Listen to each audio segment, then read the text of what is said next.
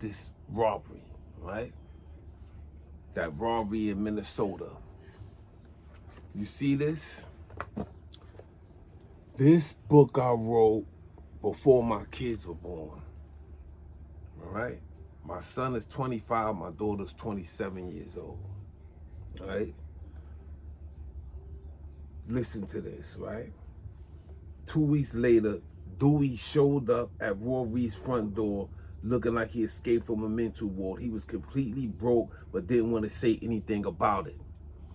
Rory's let him in and led him to the living room where they watched the rest of some mob movie and smoked some weed called grapefruit that had them stuck in thought. At first, Rory was hesitant, but they smoked a blunt and he spoke up calmly. He said, "Yo, in the morning, I'm gonna need you to come with me." Rory started to crush some more weed on a CD cover. "I'm going to see that nigga Stan Nutty." What, they caught him? Yeah, man. Coming out of a shorty crib in Far Rock. I spoke to him last week. And what he talking about? A $2 million sting. Yeah, 2 mil? Some bigwig in Brooklyn said before I go on, you with it? Hell yeah. I'm gonna pull him down, and you pull the other kid. And you pull the other kid, or I'll pull the other kid down and you pull Stan, and we can see what them niggas is talking about. All right. Dewey shook his head with a smile and said, "Hey, yo, I swear to everything, that nigga always up to something. A $2 million sting? If it wasn't him, I wouldn't believe it. But for 2 mil, I'll come right the fuck out of retirement." Rory's lit the other blunt and said, "That's what he said, and you know somehow he always getting around some niggas who can get to it. So, you know everything? Nah, tomorrow. But he'll tell me the money is definitely there, and I got the kid name and numbers, some Cuban he was locked up with in one of them extremely high classification houses with cop killers and niggas with high profile cases. He was in a CMC house, right? Central Monitoring Cases. That's what CMC stand for, right? I was in there in the Beacon. I was in 5B. Dewey had agreed to pull the Cuban kid down. 2 weeks later, on a cool Friday morning, Rory cycled Stan Dewey and a Cuban man named Gigando. With horrible English, they had to pay close attention for it to be understandable. All right? We're in a see-through glass cage with its own small area. The four sat at a small red round table. Rory's and Gidado spoke in a whispery, paranoid tone of voice, but Stan spoke at his normal, low, soft-spoken level. "Yo, this the kid, Gidado, I've been telling you about. He the motherfucker that put me up on this shit." They all slapped each other 5 and Stan got right to it. I read his case and rap sheet. He got a couple of bodies and a cell for 150 Pampers on his shit. Kilos.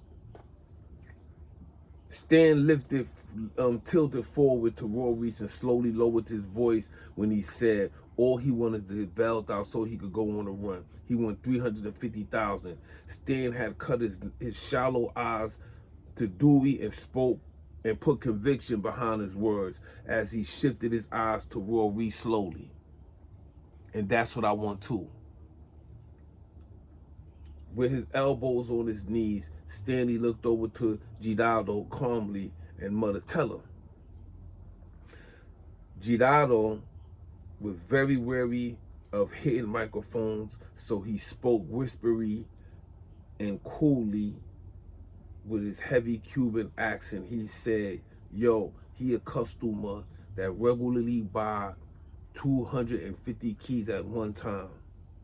All our customers got to tell us where they live in order to buy these drugs from us.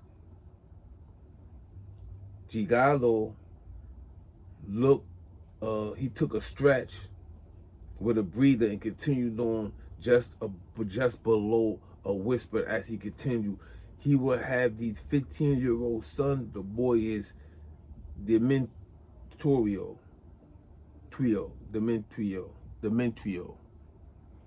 right? And this El Delidra, his wife, always home, safe, it's two. So his wife would try to give you this one with $250,000, but you will say, no, I know it's more money. Tell her, Tejo, tell you this. This guy is this partner. This will tell this to Eldira, this guy's wife. Dijado had emphasized slowly and seriously, he warned, very careful this guy is. He closed his eyes and slowly slid his hand horizontally. If something he sees funny, he will keep driving. But he loved the party on each Saturday and will go like this with his crew. Summer maybe 1, maybe 2 in the morning, no good. Ruiz whispered, so where the kid live? Gigano looked over his shoulder as he slowly, to see how close the correctional officers were. Although the 4 arch criminals were on the other side of the thick fiberglass walls, not to mention more than 20 feet away. Gigado had turned his back to Ruiz and whispered, Staten Island. This Brad Avenue in New, and the only one with this green front steps. All right, he would have 3 cars in his garage with a motorcycle, 40,000. His name Ame. Okay, that's just to let you know I know about this kind of shit. I wrote books about it. I wrote 23 books and I turned them all into movies and shit. These were before my kids were born. All right? Power from the Wu-Tang wanted to play this part. He wanted to play Raw Reese. He just kept, yo. And he took me to James Toback, the one that made Black and White, where Raekwon, the chef, had played me in that movie. He used my name and everything, Rock Cigar. He was betraying me, right? He's messing with a girl from my building, right? And he asked her, if I get robbed, who do I go to get my jewelry back? And they was like, Rock Cigar. And they started talking about me. And he just was like, oh, that nigga dope. Woo, woo, woo, woo, woo. Yeah, Ray, ain't nothing changed. I'm still that nigga. Now I'm still not nothing to play with. My name ain't even caught up in no monkey shit. Motherfuckers don't be playing with me. It's still the same. Now, these people right here, obviously, were from the other side of the dark side, where people be playing with their lives, where they value money over their own lives, money they can generate back. You slipped up. One of y'all 3 slipped up and let the wrong person know what y'all had in the house. Not how much, what y'all had in the house. Y'all let them know the plan. If somebody come to you, gonna give them this, that, and the third. Once the dude set your real name, your full name, it's over. The gig is up. Somebody put them up on you, and they know what's going on. They got themselves killed. And the people that made the video, it's Dreadhawk and Cash, I believe. Yeah, Dreadhawk and Cash. They sympathizing with the victims. For what? For what? What do y'all feel sorry for them for? They were more than likely drug dealers. If they owned a bodega or whatever, that money was legal money. It's going in the bank. People like them to have $15,000 in the house. The most. The rest of that shit is in the bank. Okay? You willing to die for drug money? For money, period? You gotta start all over. You gotta start all over. At least you have something to generate the money back. You still got the crack spot. Whatever kind of spot you had, you still got that. And you got to just build back over and be smarter with your information you give it out to people this time. You got to be more precautious. How'd y'all let that happen? They on the camera trying to get in the house. Since when you see two UPS workers with one box? So I seen up to the part where they killed the father. That's all I needed to see. The procrastinating, the playing around. They telling you, don't stop playing with me. They said their name. Bitch, I'll smack you with this gun. They telling you, first of all, you called the police. That's one. She called the police and started procrastinating so whoever could get caught up in there by the police red-handed. You don't know if it's going to be a shootout now. You jeopardizing the kids and this and that. Your greed and your ego got this done to y'all.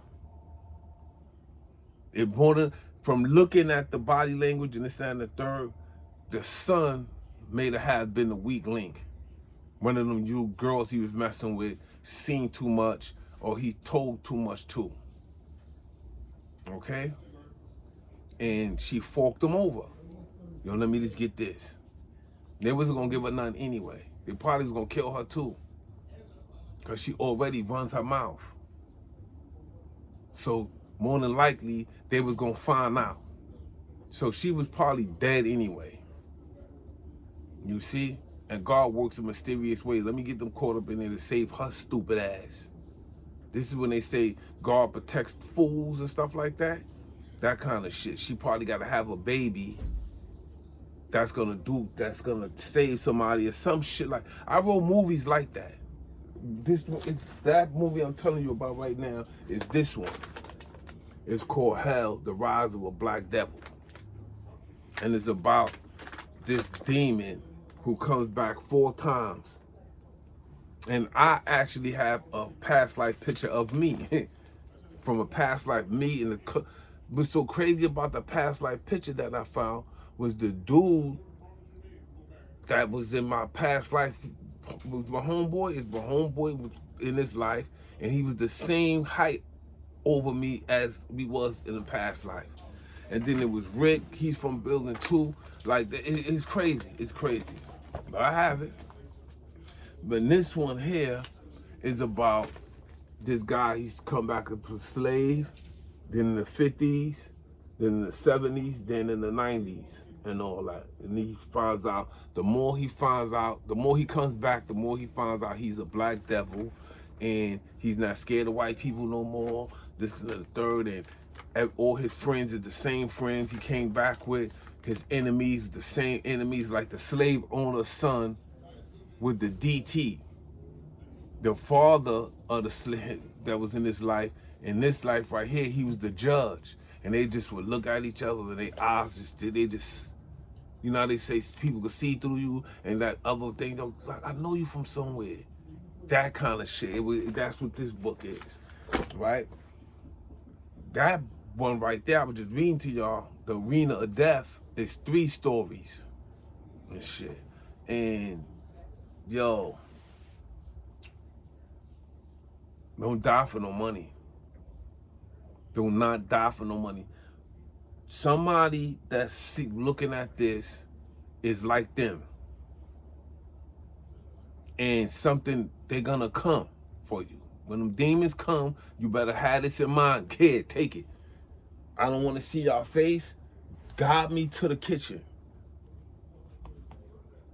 It might save your life if you cooperate and let them know that you don't care about that money. You're not gonna get them whacked. This and that. You got it. My life is more valuable than this money. You're free. Y'all got it. Like, we fucked up. Unless somebody know what time it was. We not coming looking for you. We not doing this. Y'all got it. Please just don't come back. We got to generate this money back all over again. But let us watch our kids grow up, and then you got to talk to them if you have to. I don't want to see y'all. Please. She calls the police. She care about the money more than them little kids, more than herself, more than her son, and more than that man. And it cost them their lives. You playing with dudes that went through all his motions, getting his suit, this and that, and this and that. You think they came to play with you? You think they came to negotiate? No, they did not come for that shit. Okay? You know, Roby and shit. Ray. Gene Ray's son. You know what I'm saying? Tony Ray brother was like, Rock, you know you're not a drug dealer, right? I got a different reputation on them streets. This one, I was looking for something else and came across my old thing, right? This is the kind of reputation I have on the streets. Right? Oh, I don't have the paper, the first paper.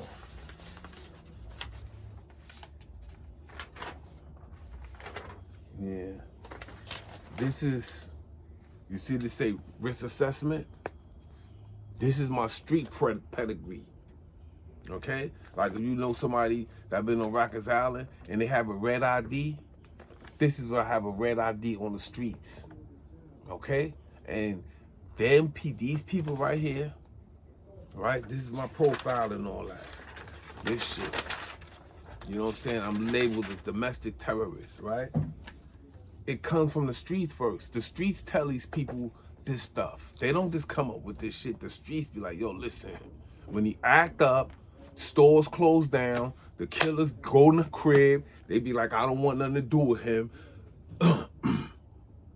That's the problem I don't want. Yeah. Yeah. And I wrote all my experience. I just dumped out because I had a lot of shit. You know what I'm saying? So I put them in books, put them in movies. And I'm telling you through experience, that way of being a victim of a robbery gonna get you killed. The longer you have them stick up kids in your house, the chances of your death is there. It goes from 0 to 90 the more they be in there. It's like this. You want to get them out as quick as possible. This is your life, right? This is the time that these stick-up kids is in your house. The more time they in your house, right? So this will go down. This is the tolerance level. This is your death. You want to get them out as quickly as possible. Get them away from you. Get them away from you. Because the more they stay in your house, the more irritated they're going to get, the more desperate they're going to get, and the more deadly they're going to become. They're going to start off dangerous. Once it gets to that deadly level,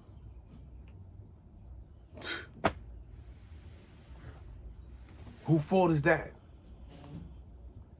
The victims are the ones in charge of their lives.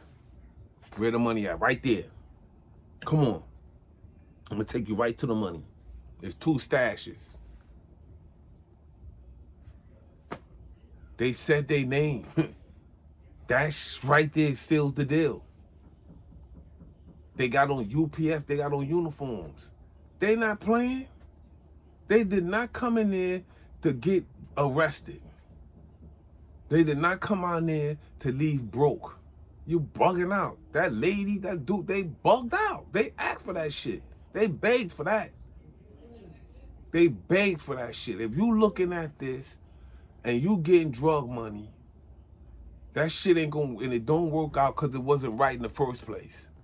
That's why your plan didn't work out, because it wasn't right in the first place. Their plan didn't work out because it wasn't right in the first place. You see? And the people that, a lot of these people that got opinions on this shit and all that, they're not ex-stick-up kids. And they're not drug dealers where people run up in their crib and all that. They just normal bloggers and podcasters and people. The girl saying, she's blaming the stick-up kids. Oh, why did they have to do that from over money? Yeah. They resisting.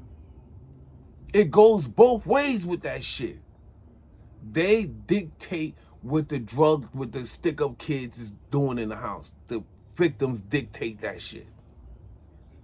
Yo, where the money? Right over here. They the dictators. They know where the money at. You playing, acting stupid. I hate, yo, listen. I could be your worst nightmare coming into your house robbing you. Like, yo, just don't let him get next to me. Off the rip, you bleeding. It's some dudes that fuck around, they hitting you first. Boom! Where's it at? Boom! Where's it at? Just like homeboy that killed the pops, he was one of them dudes. He was his tolerance level is too short for that shit. We did not come here to get locked up, and we did not come here to leave broke. Somebody's dying. You playing around with people that ain't playing with you. We know that shit is there. We this close to that bread, and you playing around? You wanna act stupid? We gonna knock somebody's head off. Y'all getting your heads knocked off. He slapped her with the gun. Whap! You still acting stupid? You still ain't see, yo, let me take you to the bread? I didn't see all of it. I seen Yo, you got the pills? When they killed the father. That's what I stopped at. I seen enough. My boy, for a week, however long, 3 days. I dare say 3 days. I don't know. It seemed like it was longer than that. He kept, yo, rock. So I'm like, I'm going to look for it. Because I was like, it's fake news. This, that, and that, third. I would have heard about it on the news. This, that, and that, and the third. I had my nephew. I said, yo, see, do you see, it was in Indianapolis. Then I hit him back. Yo, it was in Indianapolis. Someone said, yeah. So I said, all right, I'm going to check it out. And I'm looking at it. I'm like, I'm seeing their mistakes. Just like self-protection joint. They analyze the shit and say where they went wrong and this and that and this and the third. I don't know how to do all that shit with the double. I don't know how to do that shit. You know what I'm saying? But I will break down where they went wrong, this and that and this and the third, and get my final intake on it like that. I have experience in the streets. A lot. I've been on the streets since a kid. You know what I'm saying? Like, literally. Niggas was doing time in jail and this, that, and that. Brad, man, most of their life in jail. I was out here. I was facing them pistols and them gangs and this, that, and that, the third, and crews, and having beef with crews and all kinds of shit like that. I did my bids, I did bids and all that and shit, but the majority of my life was on the streets. These are facts. You know what I'm saying? And I was coming up the violent way. I wasn't fucking with that other shit. I was the one coming in your crib. So I'm telling you out of experience, don't play with them stick-up kids, bro. Especially now. Especially now with all these cameras and these phones and these people snitching and shit like that. They'll take your life. They'll take your life. I'll be your worst nightmare coming to your crib. That shit is done. I'm not with that shit no more. Like, it's too many odds against you with that shit. And people ain't got that bread no more like that. Jewelry is fake as fuck. It's just too much with that shit. back in the 80s, 90s, and all that shit when it was cash. Yeah. But we coming for that money. If you slip up and let the wrong girl know what you got in that house, not how much, what you got, they see that shit, they eyes get big, and the girl who you fucking them, but this dude right here got her mentally. She's loyal to him, not you. You just somebody who she can just spend time with and get something out of, but she want to be with this dude right here. She want to impress this dude. She want to keep this dude right. Yo, I know this dude with some money, and the third. What? Who? This is why dudes was killing each other back in the days in the 80s, getting people killed for when girls was cheating. The girl ain't had nothing to do with it. They know the bitch dumb as hell. They thinking they pussy good and this and the third, and they the bomb. No, you fucking stupid. That's why the dudes get killed. What you done told this nigga? You ain't gonna tell me, so I'm gonna get him killed because he might try to set me up and get me robbed because your dumb ass.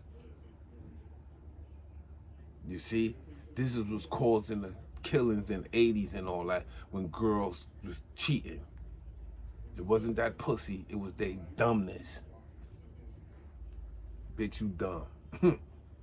You ain't even worth killing.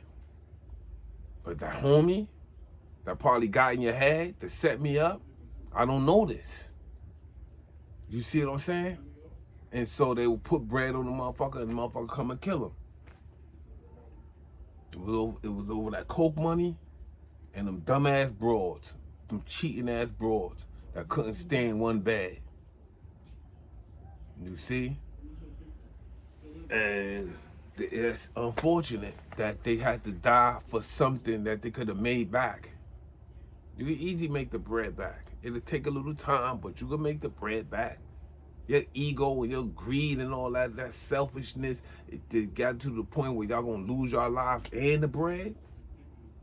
I don't feel sorry for them. Not at all. I feel sorry for the stick-up kids. Yeah, that's who I feel sorry for. That's who I empathize with.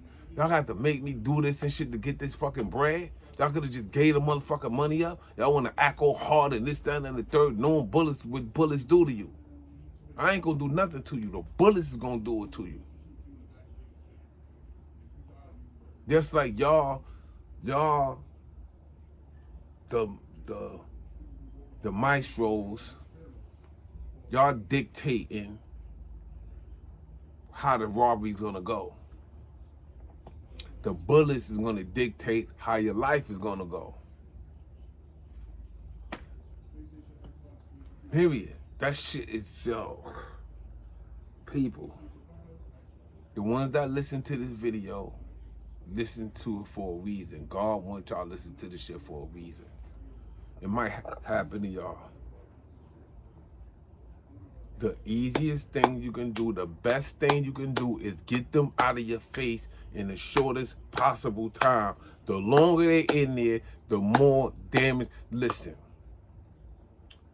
if you see Paid in Full, right? And you see what happened with AZ, the procrastinating, the this and that and this. I never talked to him about it. But I was around him after it happened. And I was around him, you know, when he healed up and he was selling the hats and all kinds of shit like that. He was, you know, I was fucking with his homegirl. Actually, we lived together. You know what I'm saying? And he used to come up to the crib and shit like that. He used to kick it and all that.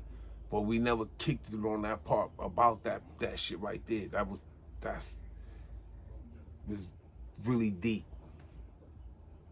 You know what I'm saying? But I knew him before I started fucking with the girl, his homegirl. You know what I'm saying? And me, him, and Gangsta Lou used to be up on 147th Street up on St. Nick in the crib and all that. And he used to pull his little 25 out and shit. And he was, I'm gonna try you with that. You gotta pop me. When you pull out a 25 on me and try to intimidate with me, that's not working. You gotta have a 40 or 45, or it gotta be it gotta be a 357 revolver, it gotta be something that'll tear your ass up. That right there, you will get killed. Yes, I know about the small bullets traveling and they hurt more than I understand that. But I'm gonna try you with that. That's not gonna keep me up off you if I wanna get up on you. You know what I'm saying? I have to laugh at the shit. Like, you know what I'm saying? Terry Hyman did that shit one time. We, Herb, and us, we went to the pizza shop on 47th Street. It was a pizza shop there on 8th Ave and shit. And you know how people try to intimidate you when you come on a block and shit like that? He came in there and pulled out the little 25. We laughed. Styles P did the same shit. Niggas just laughed at the nigga and shit. Nigga walked out and shit. We see that little, we like, ha ha. We like, and back, he felt stupid. You know what I'm saying? We looked at that shit and just bust out laughing. Yo, word, that nigga had the jean suit on. He was like 3 or 4 dudes and all that and shit. Word. And then Styles P did the same shit. We went to one of the industry parties and shit. And he was talking, yo, Vinny, this and that, this and that, and the third and shit. And pulled the shit out and put it in another pocket and shit. You got laughed at. You know what I'm saying? They're gonna try you with that shit. I'm trying you. You know what I'm saying? Period. If we get into something and you pull that shit out on me, nigga, that shit is that's you better off pulling out a knife. You know what I'm saying? And these people was not playing. Period. And they just, don't lose your life over money that you can generate back. If it take 2 years, 3 years, 5 years, you still got your life. You can still watch the little kids grow up. You see the little kid even got the smarts enough to take this. The little kid. This is pure spirit and energy working right now. Here. Take this. You came to get something. Here. I don't understand what's going on, but take this.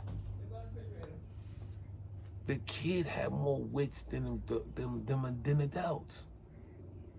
They're like, come on, kid, get. Your dumbass parents should be like this. Fucking idiots. You close the door, call the police, and have them so they can listen to everything. They're not gonna get there in time. They're not gonna save your life. You bugging, yo. This is a one-on-one thing on what not to do when them stick-up kids come in your house and say your name. And they dress this, and they got on uniforms. Disguised as somebody else. Get them away from you as quick as possible. The longer you leave them around, the more your life is in jeopardy. If they can get in quick, they're not gonna start thinking about killing you. They want to get now. Oh, we got the money. We out. We out of here. If they wanted to kill, if they was deadly like that, they tying everybody up. And they putting one in the back of your head. You're getting tired of. That's when you got to worry a little bit. If they come in there and be like, yo, where that bread at, this and that, y'all better not move, this and that, they got the car, they gonna get away. That one right there go 50-50. Right? It's how they come in the crib and how they treat you is the way. You might have a 70, 30%, 50%, 100% your ass out of here type shit. It's certain things they're gonna do. You see? And when they came in the house and they see the kids, they see the girl, this and that and this, because they know the police is on your body. You kill a girl or kids, around kids and stuff like that, anything with kids, they on you. They on you. All right? Now, they might say, yo, we gonna kill these motherfuckers after we get the money. They're not tying you up or nothing like that. They're gonna kill you. But when they see the kids get the phones, get this, that. You gotta know if these people had a plan coming in there, or they just coming in there and just robbing you. They just gotta get inside, so they're gonna have a suit on, they get inside, boom. Now when they get inside, they're gonna kill you after they get the money. You see? But if you get them out of there in the shortest possible time, and you give them an impression as they cool people, they gave it up, woo woo woo, they might let you live. You broaden your chances of living. When you resist, that is a no-no. You want to die over this fucking money, you stupid? It makes them angry. It makes them vicious and ruthless. Men are ruthless, women are wicked. That ruthlessness start, and it's like, you dying. You put me through all this shit over this money, and I know it's here. You want some, it turns into anger now. Now I'm gonna kill you. So be careful on what you do and who you tell your shit to, especially in these days now. And if you tell a girl, if you let a girl see too much money, your ass is out. I can promise you that. I know a couple of girls that'll be like, yo, Rock, I know where's it at.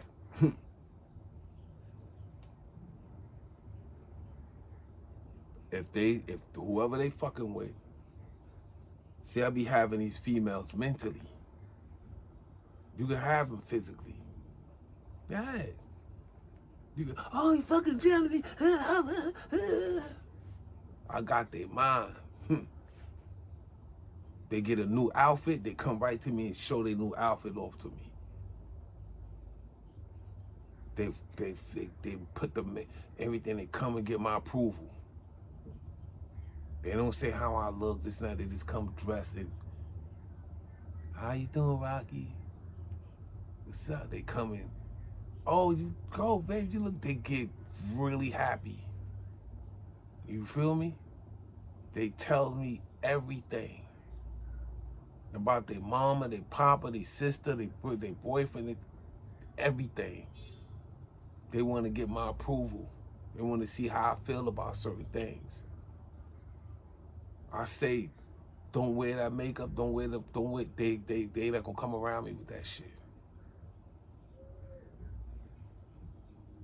So you gotta know when you got a girl mentally and when you got a girl physically. Like, I ain't fucking you now. What I do? They get worried, they start crying, they do. Don't come around me for a week, 2 weeks. That shit kills them. Yo, the next time you come around me, you better have a setup for me. Y'all know this dude, this and that, and this and